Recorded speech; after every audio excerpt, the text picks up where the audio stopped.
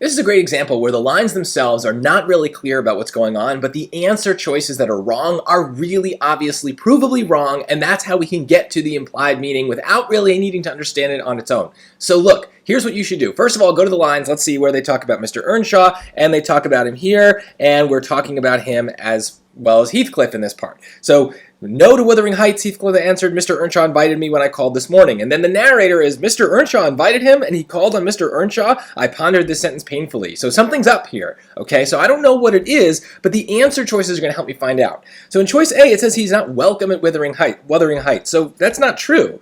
Mr. Earnshaw is inviting Heathcliff to Wuthering Heights. This is just all backwards. It's trying to mess with us a little bit because someone's being invited somewhere. But no, Mr. Earnshaw is inviting Heathcliff, so he must be at Wuthering Heights already. This is just way too strong. It's a very specific thing, and he's not welcome there. We would need direct evidence of that. Choice B had a previously contentious relationship with Heathcliff. Well, if there's some sort of negative connotation to these lines, then yeah, this might be the answer because of the word contentious. It's a strong word, but it's kind of a word we can play with a little bit. We know it has a negative meaning.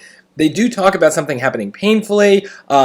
He's a bit of a hypocrite. He's working mischief. So something is going on here that is definitely negative. So for now, I wouldn't know whether or not this is right or wrong. I can't really prove it wrong. I have a vague association between the connotations, and that might be enough to pick it. Let's look at choice C. He was widely known for his deceptive business practices. Well, his business practices aren't talked about. Widely known is a very strong phrase, right? We're getting the narrator's point of view here. We're not getting everybody's point of view. So we can't make assumptions about what's widely known and what people think about him.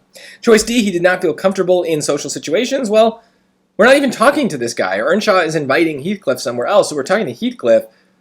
I don't know what Mr. Earnshaw is really like outside of this one little sentence we have about him and Heathcliff. So he did not feel comfortable in social situations. None of this is talked about. And that leaves us with choice B, which we didn't really prove right before, but we really weren't able to prove wrong. And that's the moral of the story, is that sometimes the right answer doesn't jump out as being obviously right. And so our job is to prove the other answers wrong so we can confidently pick the right answer, even if it doesn't seem obviously the right answer when we first start. That is typical. Get used to that. That's how the SAT reading works.